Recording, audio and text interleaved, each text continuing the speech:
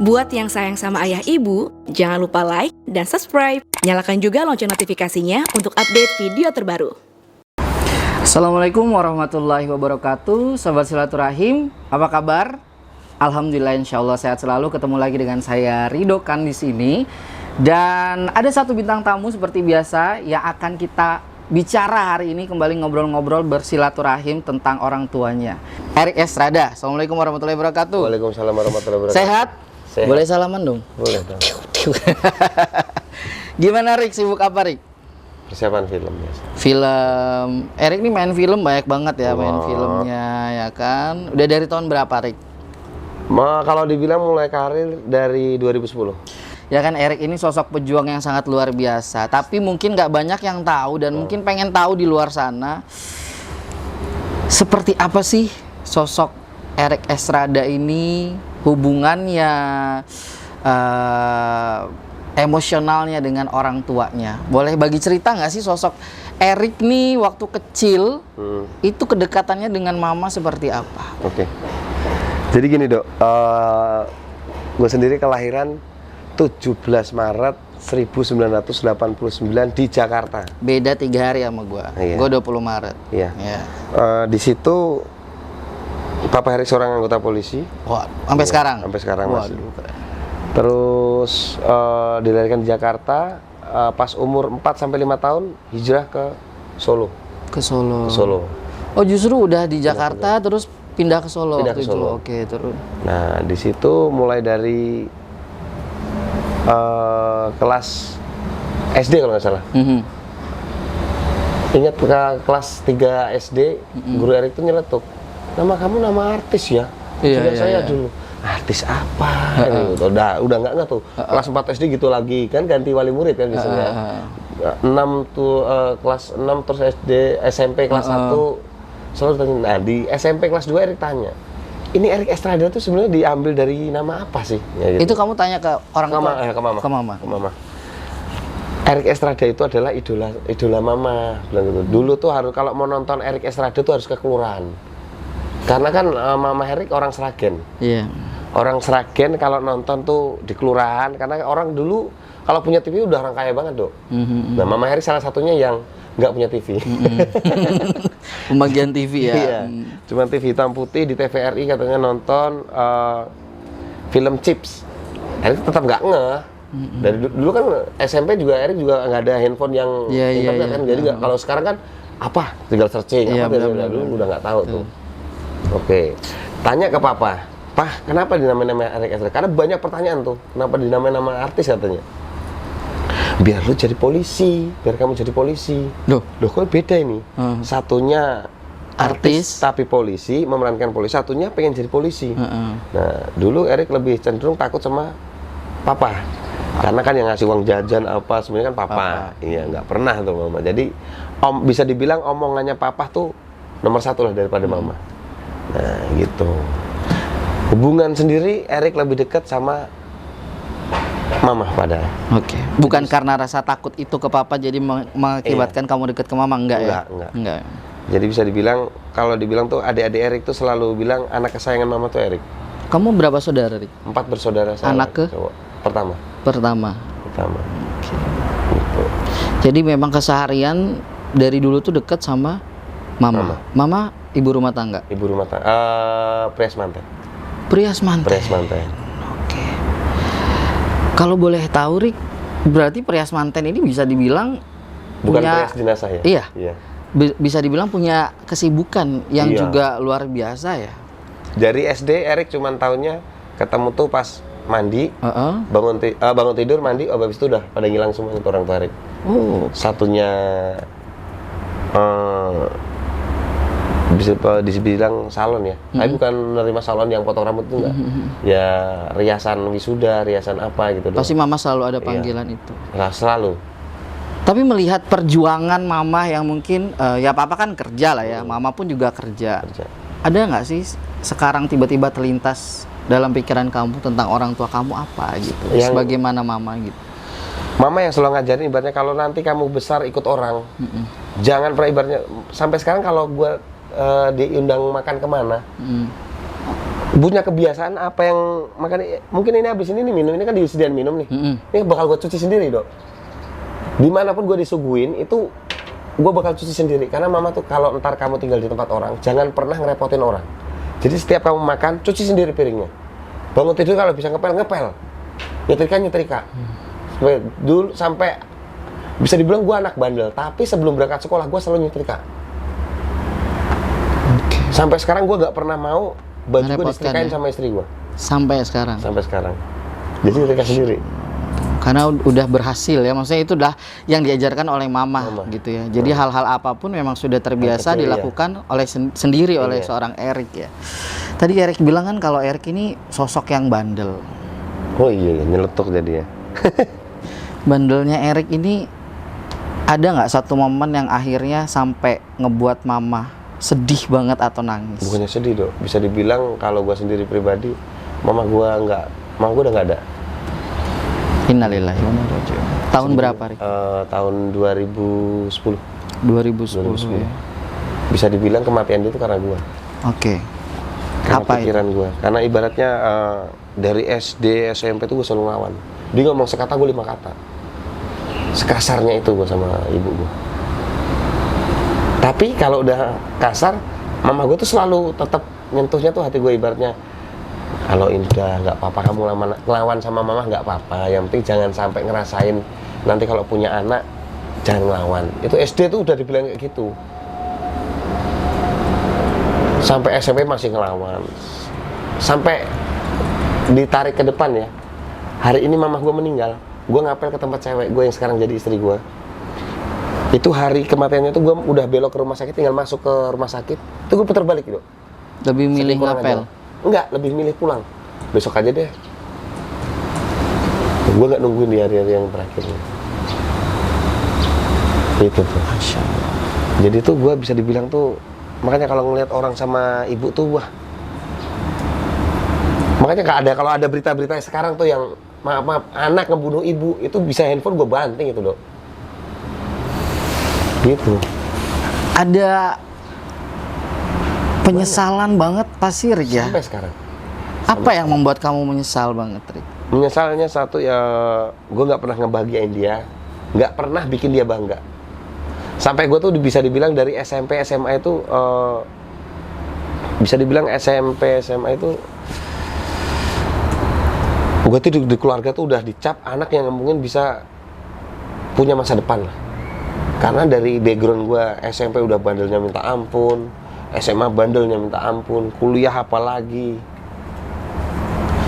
Tapi minimal kan sekarang tuh berarti bisa dibilang doa atau harapan ibu Erik menjadi seorang aktor terpenuhi. Ternyata itu. Nah, pada saat Erik berangkat ke Jakarta untuk memutuskan mencoba peruntungan di dunia entertainment, ada kaitannya nggak dengan mama? Selalu.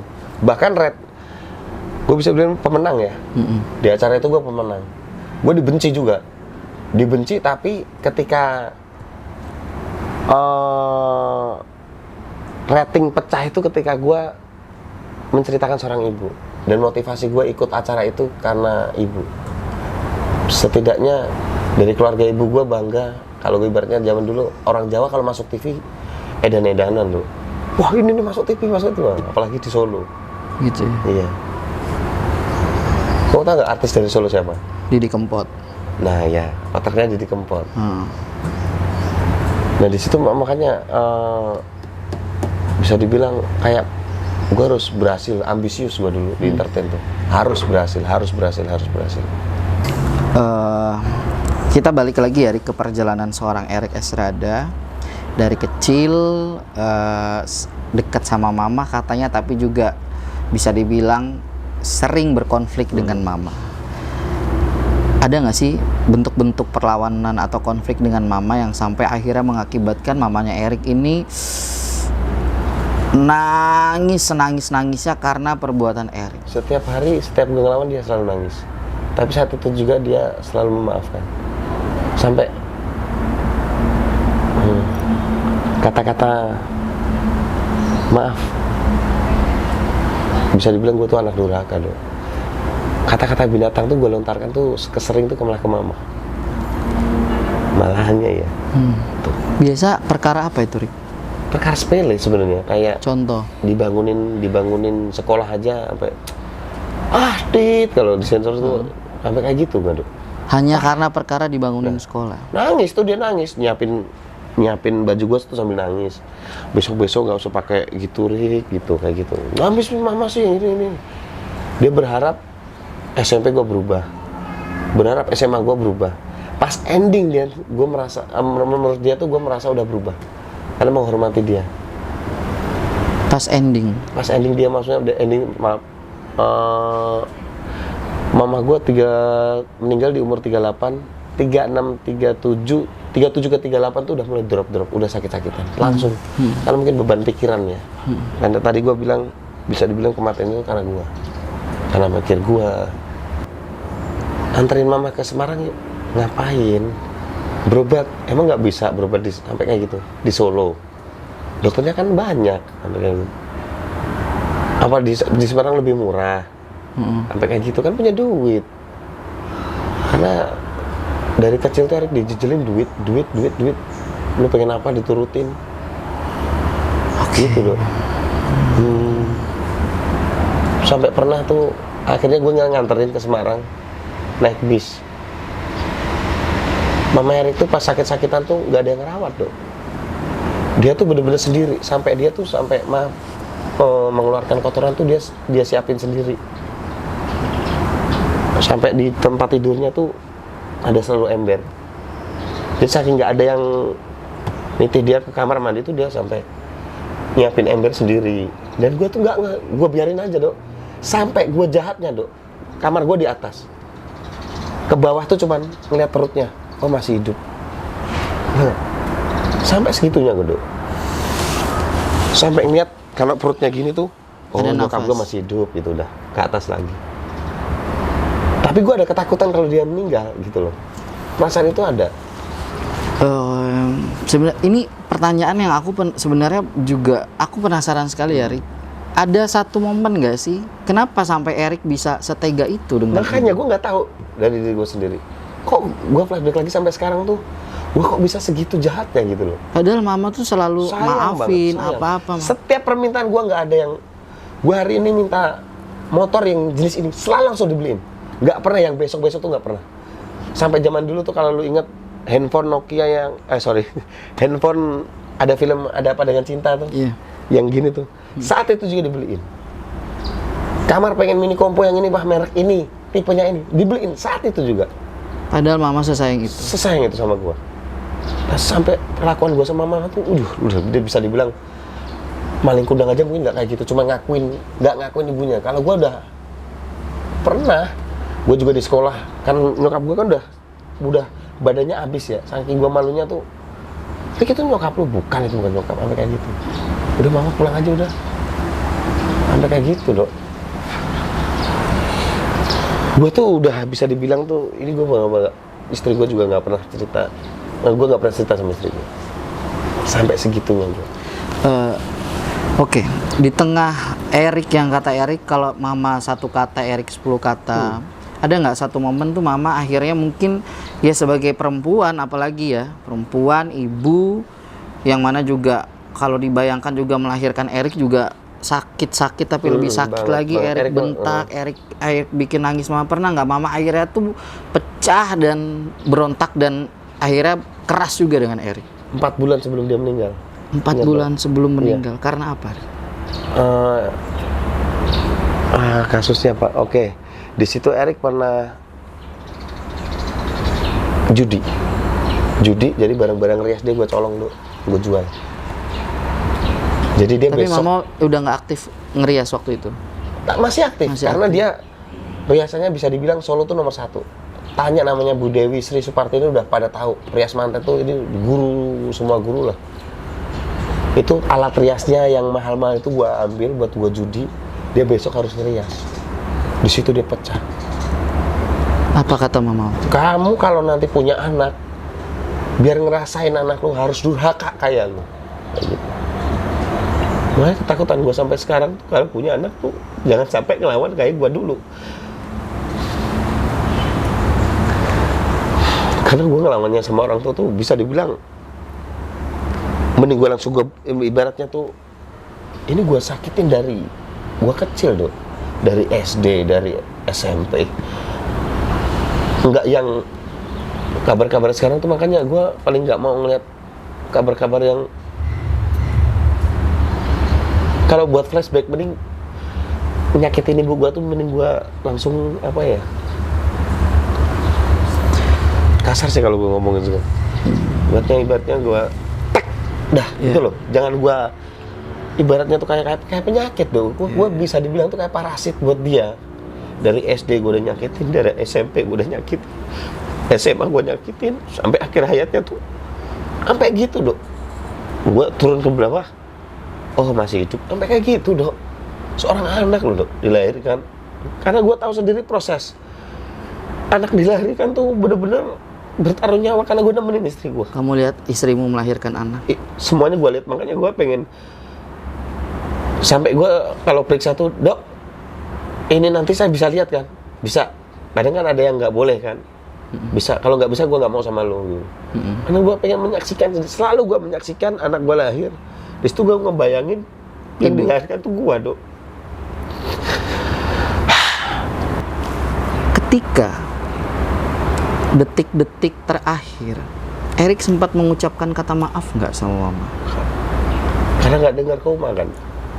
Mama Betul, koma udah waktu keadaan itu koma. berapa lama komanya? 17 hari.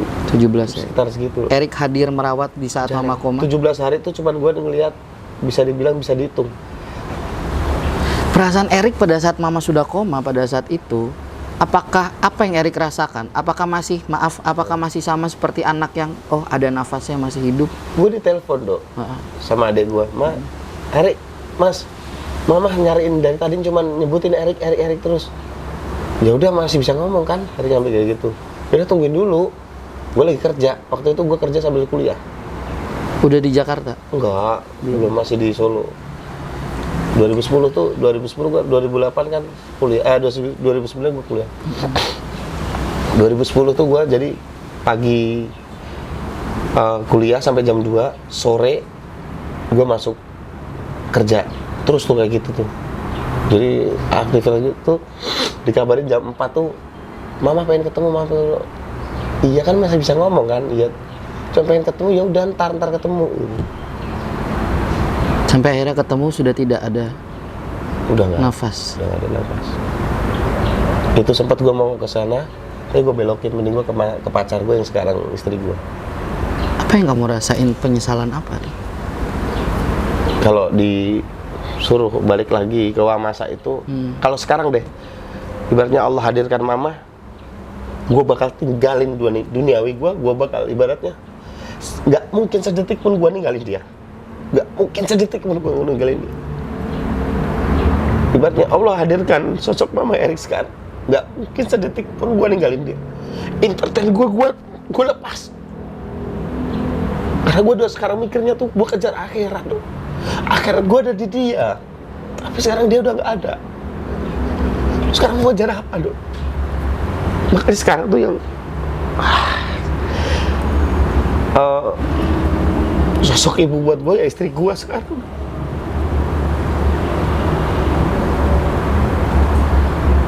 Karena gue itu tadi dari kecil sampai besar gue tuh ibaratnya tuh orang tua ngebesarin anak dari kecil sampai besar. Kalau gue nggak membuat dia sakit hati dari kecil sampai besar, itu gue apa aja yang dia suruh pasti gue lakuin dong. Jadi gue pengen, gue putar balik tuh apa ya, gue kan dari kecil sampai besar gue ngelawan sama dia. Gue pengen tuh kalau dihadirkan sama Allah tuh, gue gak mau ngelepas dia sedetik pun itu tadi. Gue pengen deket sama dia. Pengen mengabdi sama mama. Makanya setiap gue bukannya gue ria, setiap gue sedekah, setiap gue mengatasnamakan mama gue terus. Ya Allah, ibarat jangan kau kasih pahala ke hamba ya Allah. Bahkan kalau buat doa, kalau nanti nyokap gue ditetapkan untuk di neraka, jangan ya, biar hamba aja yang di neraka ya. Tapi mama Erik jangan. Makanya setiap gua kurut, setiap gua itikaf, setiap gua keluar, itu buat gua persembahan buat mama. Setiap gua dakwah, itu buat persembahan buat mama. Jangan sedikit pun kau kasih pahala ya Allah buat Erik. Jangan sedikit pun kau kasih pahala. Kasih ke mama Erik. Sampai kebaikan gua sama orang, gua persembahkan tuh buat mama. Sampai gua doa kayak gitu sama Allah. Rik, melewati perjalanan yang mungkin bisa dibilang tidak baik-baik saja antara Erik dengan ibu. Lalu Erik katakan tadi bahwa sekarang istri Erik adalah sosok ibu yang ingin Erik hormati sebagaimana Erik ingin menghormati ibu Erik, ya kan, sosok seorang ibu. Apa yang sekarang ada di pikiran Erik dalam sebagai seorang ayah ingin membesarkan anak-anaknya? Gua pengen anak-anak gua kesabarannya tuh seperti mama, almarhum nyokap gua, almarhumah. Itu doang. Terus juga karena gua bukan ngomongin kesalahannya, bisa dibilang mungkin dia kerja dari gua kecil sampai gua gede, mungkin karena dia nggak betah karena gua ngelawan terus itu mungkin. Sekarang gua dulu kan gua punya orang tua satu kerja ngelawannya tuh ibaratnya tuh nyokap gua sampai nggak betah di rumah, Dok. Akhirnya memilih untuk berkegiatan keluar. Iya, mungkin itu sampai kayak gitu. Dia sekolah rias manten, dia nyari hiburan lah, karena di rumah anak yang diurus ngelawan mulu, Dok. Setiap hari gua ngelawan lu, nggak ada yang bikin dia seneng. Makanya gua sampai bilang itu tadi gua doa, jangan kau tetapkan pahala buat hamba ya Allah sedikit pun, ya Allah. Hamba ikhlas kau masukkan ke neraka, yang penting ibu hamba kau masukkan ke surga. Mungkin itu bentuk gua untuk membalas kebaikan dia. Tapi Rik, sebelum mama meninggal, ada nggak ucapan yang mungkin mama udah maafin Erik, mama udah ikhlaskan semua yang udah Erik lakukan? Ada, Dok. Karena setiap gue ngelawan dia kan udah mulai sumpah serapah terus, Dok. Lu kalau punya anak harus ngelawan sama lu, biar lu ngerasain apa yang gue rasain. Tuh, itu selalu ada ketakutan, Dok. Sampai sekarang gue takut. Sumpah itu. Tapi gue plong ketika dia sekitar hampir sebulan dia mau meninggal. Tahu-tahu dia nyeletuk tuh, semua dosa kamu udah aku ampunin. Masya Allah. Itu, Dok. Tapi sampai sekarang gue takut. Makanya sampai gue takut tuh, ya udahlah, ibaratnya udah basah sekalian lah. Makanya gue setiap apa yang gue lakuin, kebaikan apa yang gue lakuin, gue peruntukkan buat mama gue. Karena guru gue bilang tuh, yang ditinggalkan orang kalau udah meninggal tuh salah satunya anak yang soleh. Gue pengen jadi anak yang soleh, tapi pahala jangan buat gue, buat mama gue aja. Itu, jangan sedikit pun buat gue. Selalu doa gitu. Allah. Rik, aku tetap aku yakin Erik, aku justru pengen tahu gitu, di balik ngelawannya Erik, membangkangnya Erik, pernah nggak kamu peluk mama atau mengucapkan sayang-sayang ke mama meskipun kamu mungkin sering ngelawan sama mama semasa hidupnya mama? Gimana, Dok? Pernah nggak peluk mama selayaknya anak sama? Pernah. Belum pernah. Nggak pernah.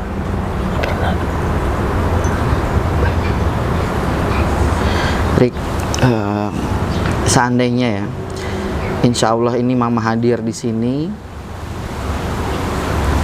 aku sebagai sahabat kamu pengen kamu utarain apapun yang kamu rasain yang mengganjali hati seorang Erik Estrada yang mungkin belum pernah kamu ungkapkan kepada mama kamu. Aku mau kamu ungkapin. Ini anggap aja di sini sekarang ada mama. Kamu bayangkan wajah sosok wanita yang melahirkan kamu, yang suka ngebangunin kamu mau ke sekolah, suka bikinin kamu sarapan dengan nangis-nangis. Silakan, Rik. Buat yang sayang sama ayah ibu, jangan lupa like, share, komen, dan subscribe. Nyalakan juga lonceng notifikasinya untuk update video terbaru.